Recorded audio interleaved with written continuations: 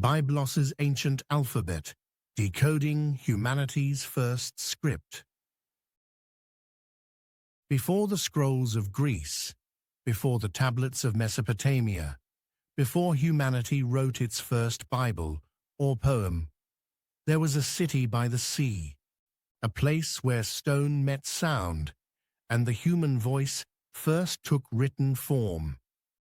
This is the story of Byblos, one of the world's oldest living cities, and the birthplace of humanity's first true alphabet. Here, on Lebanon's Mediterranean coast, our ancestors taught the world how to write. At first glance, Byblos looks like a picturesque coastal town. Ancient walls overlooking the sea, fishing boats rocking gently in the harbor. But beneath its modern streets lies layer upon layer of history, more than 7,000 years of continuous human life.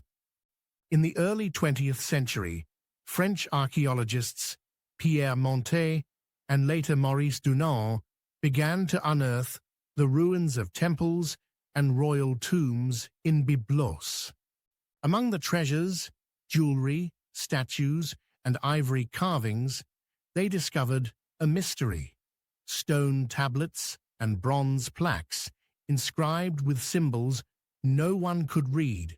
These were not Egyptian hieroglyphs, nor were they the wedge-shaped cuneiform of Mesopotamia. They were something entirely new, a script halfway between picture and sound.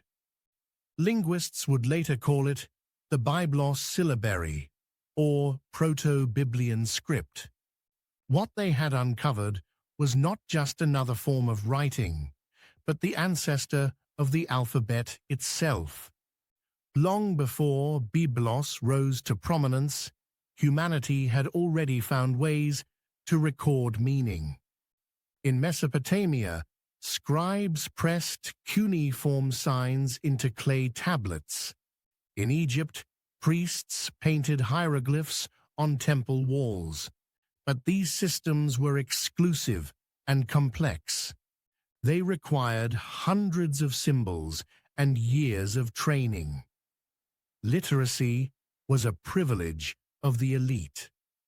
Byblos, however, sat at the crossroads of civilization, between the pharaohs of Egypt and the kingdoms of Mesopotamia, connected by trade routes of cedar, copper, and papyrus. It was a melting pot of merchants, sailors, and diplomats, people who needed a faster, simpler way to record transactions and communicate across cultures. Necessity sparked innovation. Somewhere between 1800 and 1600 BCE, scribes in Byblos began to experiment, simplifying the elaborate hieroglyphic system into a smaller set of symbols that represented sounds rather than ideas. Each mark captured a consonant or syllable. This was the birth of phonetic writing, and with it, the beginning of literacy for all. The Byblos script used roughly 100 unique signs. They were carved into limestone tablets, bronze daggers, and pottery jars. Most were found around the one temple of Baalat Gebal, the city's chief goddess, suggesting that writing was first tied to religion and administration. The style of these inscriptions is remarkable. The signs look like a fusion of Egyptian pictographs and early Canaanite marks, evidence of Byblos's constant interaction with its neighbors. Some symbols resembled human figures. Others looked like animals or tools. Despite decades of study, the script remains only partly deciphered. No bilingual text, like a Phoenician Rosetta Stone, has ever been found. But scholars believe it represents a key transitional stage between pictorial and alphabetic writing. Byblos, it seems, was the workshop where humanity learned to distill language to its essence. Centuries later, Byblos's descendants, the Phoenicians, perfected this idea. Around 1050 BCE, they created a streamlined system of just 22 letters, each standing for a single consonant sound. The Phoenician alphabet was revolutionary. It could be carved quickly on wood, stone, or papyrus. It was easy to learn and easy to teach, and it worked across languages. For the first time in history, reading and writing were no longer secrets of the temple. They were tools of trade. As Phoenician sailors crossed the Mediterranean, they carried this alphabet with them to Cyprus, Greece, Carthage, and beyond. The Greeks adapted it, adding vowels. The Romans inherited it, shaping the Latin alphabet that still forms the basis of English, French, and most Western languages today. The Hebrews and Arabs developed their own versions, preserving the Semitic roots of those early letters. Every written word you see today, from a novel to a text message, is descended from Byblos's first experiment in phonetic writing. Byblos's very name tells the story. When Greek merchants began importing Egyptian papyrus through this port, they called it Byblos. From that word came biblion, meaning book, and later Bible. Byblos quite literally gave the world its word for writing. In its temples, priests inscribed dedications to Balat Gibal, the Lady of Byblos. Kings recorded their reigns in the new script. The city became a beacon of knowledge, linking the world's first written cultures. One of the most famous discoveries is the sarcophagus of King Ahiram, unearthed by Maurice Dunant in 1923. Its lid bears an early Phoenician inscription warning that anyone who disturbs the tomb will be cursed by the gods. It is one of the oldest fully developed alphabetic texts known, a bridge between the unknown symbols of the Byblos syllabary and the clear letters of later alphabets. The genius of the alphabet lies in its simplicity. 22 symbols could represent all the sounds of speech. This economy changed everything.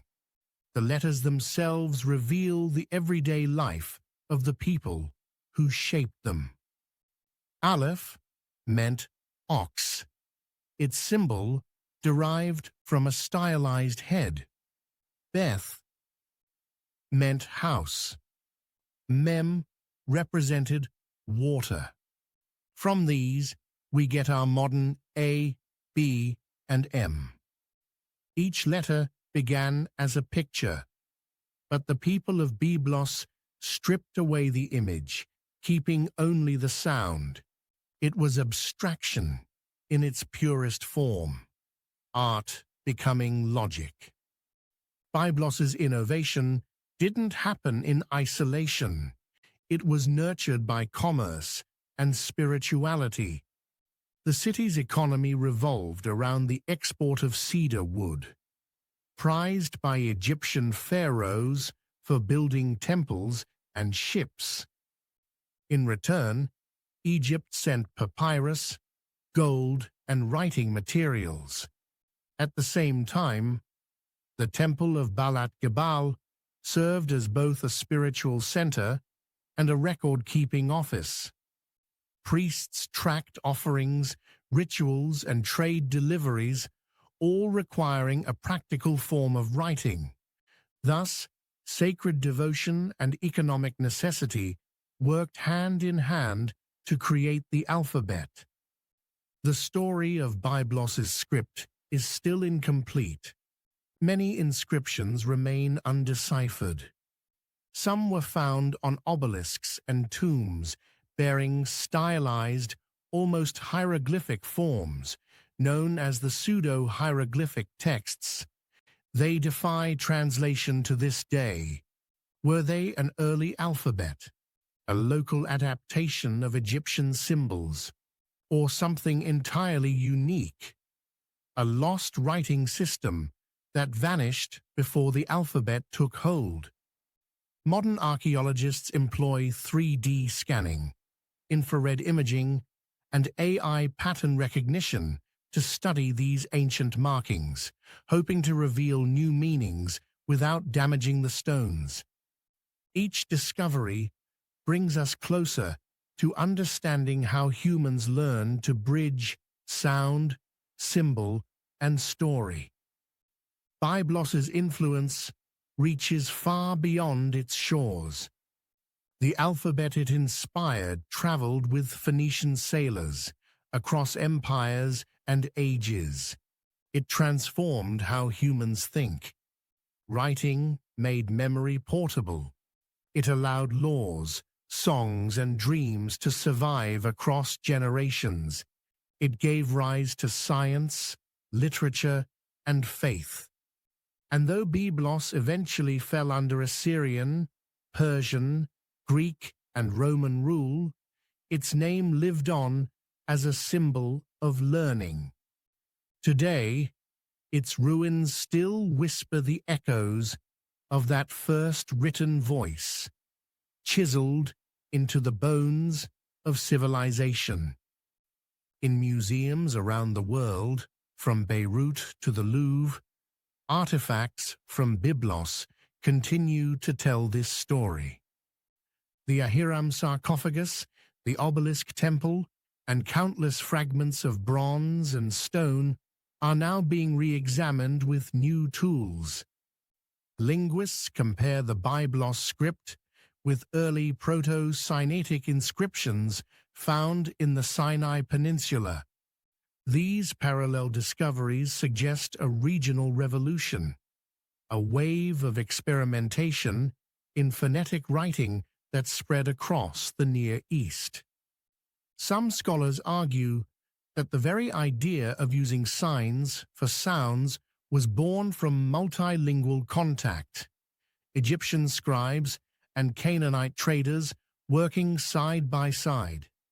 In Byblos, where every ship brought a new tongue, that mix of languages may have sparked the leap to an alphabet. The alphabet democratized thought. It gave a fisherman the same power of expression as a priest, a trader the same reach as a king. From those first 22 letters came philosophy, law, and poetry. The alphabet's simplicity was its genius, a technology so perfect that it has lasted nearly 4 millennia with barely any change. Every time you write a letter, you continue the same gesture begun in Byblos, carving thought into the fabric of time. In the ruins of Byblos, under the same sun that once guided Phoenician ships, the stones still bear traces of humanity's first words. Here, the alphabet was born, and with it, the idea of civilization itself. From the whispers of the sea to the letters that shape our world, Byblos reminds us that writing is not just a tool, it is a mirror of the human soul. Join us again on Human Odyssey Through Time, where history's most haunting mysteries, places, and people are brought back to life. If you enjoyed this journey into the origins of the alphabet, explore our next story, the Library of Alexandria, where knowledge burned and was reborn. And don't forget to like, subscribe, and ring the notification bell for more stories from human odyssey through time.